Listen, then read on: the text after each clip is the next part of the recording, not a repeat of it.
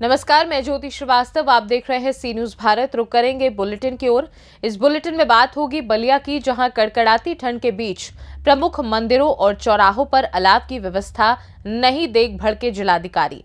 साथ ही चर्चा होगी बलिया के पकड़ी की, जहां शॉर्ट सर्किट से कई झोपड़ियां जलकर हुई खाक। और बात होगी महाराजगंज की, जहां प्राण प्रतिष्ठा को लेकर डीआईजी गोरखपुर रेंज ने बॉर्डर क्षेत्र का किया निरीक्षण। इन तमाम खबरों पर करेंगे विस्तार से चर्चा। खबर बलिया से है, जहां कड़ाके की ठंड के बीच प्रमुख मंदिरों और चौराहों पर अलाव की व्यवस्था नहीं देख भड़के जिलाधिकारी ने प्रभारी ईओ को मौके पर तलब कर लगाई क्लास। जिलाधिकारी ने कहा, बिना अलाव जलाए घर जाने की अनुमति नहीं, जिम्मेदारों के खिलाफ करो कार्यवाही। जिलाधिकारी के कड़े रुख के सामने दुब के प्रभारी ईओ आत्रे मिश्रा। बलिया से सी न्यूज संवाददाता राजू गुप्ता की रिपोर्ट।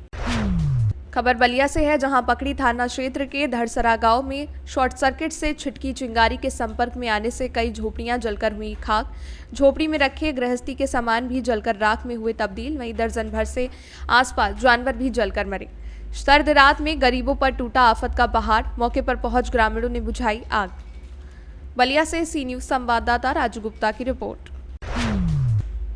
खबर छिंदवाड़ा से है, जहां परासिया उमरेड थाने में एक किसान परिवार के द्वारा मारपीट किए जाने की शिकायत दर्ज कराई गई है, जिस पर पुलिस ने 3 लोगों के खिलाफ मामला दर्ज किया है। शिकायतकर्ता कुम्हारी मोहल्ला उमरेड निवासी शेख सनवर मंसूरी पिता शेख हबीब मंसूरी ने उमरेड थाने में शिकायत दर्ज कराई कि मंगलवार सुबह जब वो भिड़का उमरेड में स्थित अपने खेत पर हल चलाने गया, तब इसका सबसे छोटे भाई इकबाल मंसूरी के पुत्र इमरान और इरफान मंसूरी ने उसके साथ गंदी गाली गलौज की और मारपीट की। उसे खेत में हल चलाने से रोका। इस दौरान उसका भाई इकबाल मंसूरी भी आ गया, जिसने भी उसके और उसके पुत्र और पत्नी के साथ मारपीट की, जिसमें तीनों को चोट आई। इनकी शिकायत पर पुलिस ने इकबाल मंसूरी और उसके दोनों पुत्रों के खिलाफ मामला दर्ज कर विवेचना शुरू कर दी है। पीड़ित सनवर मंसूरी ने बताया कि वो 3 भाई हैं, जिसमें वो मंझला है। सभी भाई अलग अलग रहते हैं। मां सनवर के साथ रहती है, जिसे अब आंख से दिखाई नहीं देता। पीड़ित की मां कुरैशा भी अपने 2 एकड़ खेत पीड़ित सनवर के पुत्र के नाम कर दी थी, जिसको लेकर व्यवहार न्यायालय में परिवाद चला और पीड़ित सनवर के पक्ष में फैसला आया। इसके बाद वो अपने खेत पर हल चलाने गया था, लेकिन छोटा भाई इकबाल मंसूरी के द्वारा खेत पर जबरन कब्जा कर रखा गया है, जो उसे खेत पर जाने से अक्सर रोकता रहता है। पीड़ित का पुत्र किडनी पेशेंट है, उसके साथ भी मारपीट की गई। इसके अलावा उनका फोन भी छुड़ा लिया गया है। शेख सनवर ने खेत में बोनी करने गया था, 1.5 बोरा दाना फेंक दिया था। कोर्ट ने आदेश दी थी कि आपके पक्ष में ये केस आया है और ये खेत आपका है। तो वहाँ बोरा था, तो इकबाल उधर से आया और मेरी गरगट्टी दबा दिया यहाँ। तो ये पूरा थूक गिलके भी नहीं बन रहा है और पटक के उसके दोनों लड़के और वो 3 जने मेरे को मारे और बेलों को भी इतना मारे हैं कि वो हमारे खेत में पड़े। शिकायत थाने में किया हूँ तो कुछ नहीं हुआ है वहाँ। और वो 181 में फ़ोन लगाया था, तो वो बोले कंप्लेन आप वापस लीजिए। मैं चाहता हूँ कि उसका कोई निर्णय होए वो, और बोर पे ताला लगा दिया उन्होंने। पानी अभी जो हरा पुराने खेत में लगा है वो भी सूख रहा है, जानवरों को पानी पिलाने तक को भी नहीं है। मेरा नाम शबनम मंसूरी है। मैं एक किसान परिवार की बहू हूँ। मेरी सास ने मेरे बेटे के नाम पे 2 एकड़ ज़मीन की और मेरे देवर लोग और मेरे जेठ घर छोड़कर चले गए थे। मेरी सास नेत्रहीन हो गई हैं, उनको आँख में दिख नहीं रहा है। पैरालाइज है, 2 बार पैर फ्रैक्चर हो गया। उनकी सारी खिदमत मैं करती हूँ और मेरा बच्चा जो है वो डायलिसिस पे है, किडनी प्रॉब्लम है मेरे बच्चे को। तो मेरी सास ने अपने हक की जो ज़मीन थी, जो पर्सनल उनके नाम पे थी, वो मेरे बेटे के नाम पे रजिस्ट्री कर दी। 2 साल केस चलने के बाद आज मैं केस जीत चुकी हूँ। प्रशासन ने मुझे इसकी परमिशन दे दी है कि मैं उस खेत में खेती कर सकती हूँ। लेकिन जब मैं वहाँ खेती मेरे शौहर कर रहे थे, तो इकबाल जो है उनके दोनों बेटों ने आके मेरे शौहर को बख्खर के ऊपर पटक के मारा है। बेलों को मारा प्लस मुझे मारा। मेरे बच्चे को, जो किडनी पेशेंट है, 1 महीने में 8 बार उसका डायलिसिस होता है सर, उस बच्चे को मेरा इन लोगों ने पटक के मेरे बच्चे को मारे हैं। उसके डायलिसिस वाले हाथ पे सूजन आ गई है और मैं मुझ पर ये इल्ज़ाम लगाया जा रहा है कि जो जज साहब हैं उन्हें मैंने रिश्वत देकर अपनी रजिस्ट्री पास करवाई है।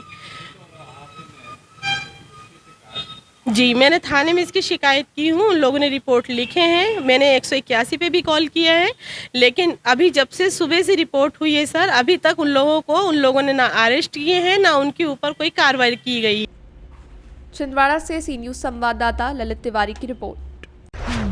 भारत नेपाल के अंतर्राष्ट्रीय सीमा पर सुरक्षा में चूक ना हो जाए, इसके लिए पूरी तरह से अलर्टनेस है। 22 जनवरी को अयोध्या राम मंदिर प्राण प्रतिष्ठा एवं 26 जनवरी को गणतंत्र दिवस के मद्देनजर सुरक्षा व्यवस्था का जायजा लेने के लिए गोरखपुर डीआईजी आनंद कुलकर्णी सीमा पर पहुंचे, जहां उन्होंने सुरक्षा व्यवस्था, सीसीटीवी कैमरे, ड्रोन कैमरे से संबंधित स्थिति का जायजा लिया। साथ ही सुरक्षा एजेंसियों को होटल, सराय एवं अन्य सार्वजनिक स्थलों पर जांच अभियान तेज कराने का निर्देश दिया। अयोध्या में प्रभु श्री राम के प्राण प्रतिष्ठा को लेकर भारत नेपाल सीमा को पूरी तरह से अलर्ट पर रखा गया है। नेपाल से भारत आने वाले लोगों पर कड़ी नजर रखी जा रही है। प्राण प्रतिष्ठा कार्यक्रम और गणतंत्र दिवस कार्यक्रम में कोई भी व्यवधान न हो, इसके लिए सुरक्षा एजेंसियां पूरी तरह से सतर्क हैं। चप्पे चप्पे पर कड़ी निगरानी की जा रही है। गोरखपुर रेंज के डीआईजी ने बताया कि सीमा पर पेट्रोलिंग के साथ साथ ड्रोन कैमरे के साथ जवान निगरानी में लगे हुए हैं।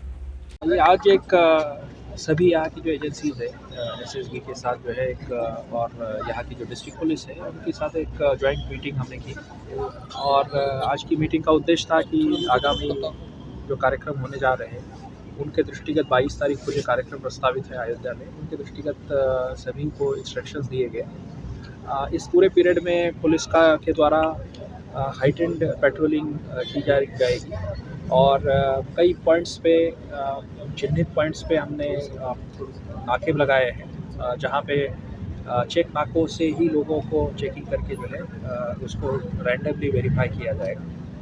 साथ ही साथ बॉर्डर पे भी जो एसएसबी के लोग हैं उनसे भी वार्ता हुई है और उनके द्वारा भी सघनता से चेकिंग कराई जाएगी। ड्रोन के माध्यम से भी चेकिंग हम लोग ड्रोन से भी ये करेंगे, सर्विलांस करेंगे एरिया।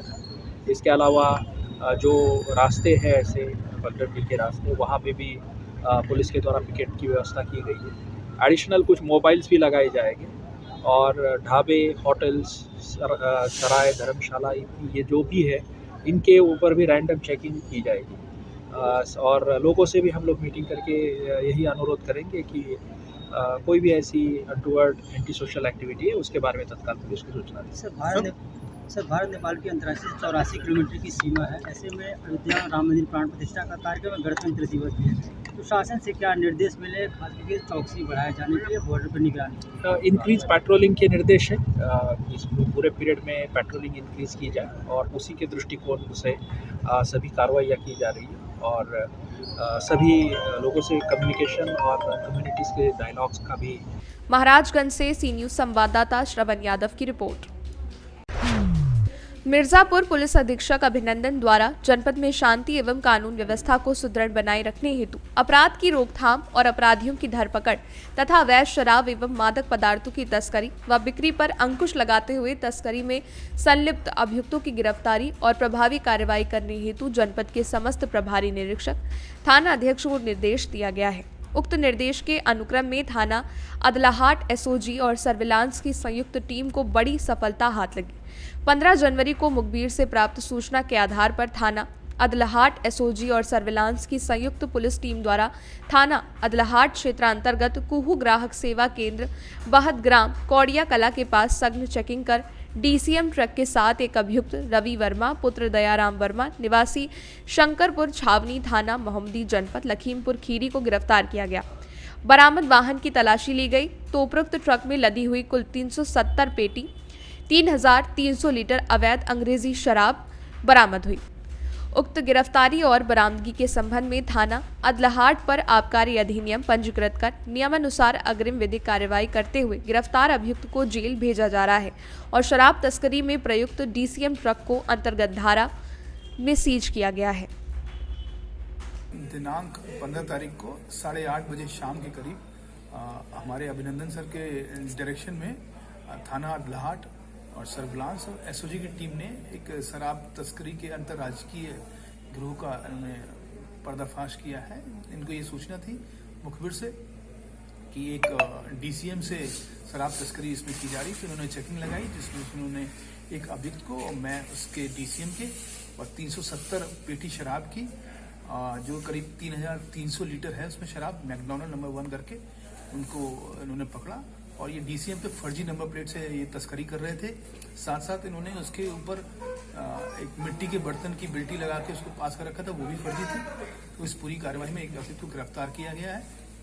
एक वाहन है जिसकी करीब कीमत 50 लाख रुपए है और इसकी जो पीछे लिंक जो है जो सोनीपत हरियाणा से आती है वहाँ से ये शराब लेके आ रहे थे और अन्य इसके एक साथी का नाम प्रकाश में आया है और अग्रिम इसमें जांच की जा रही है। मिर्जापुर से सी न्यूज़ संवाददाता अनिल केशरी की रिपोर्ट। फिलहाल इस बुलेटिन में बस इतना ही। देश दुनिया की बाकी खबरों को जानने के लिए आप देखते रहिए सी न्यूज़ भारत।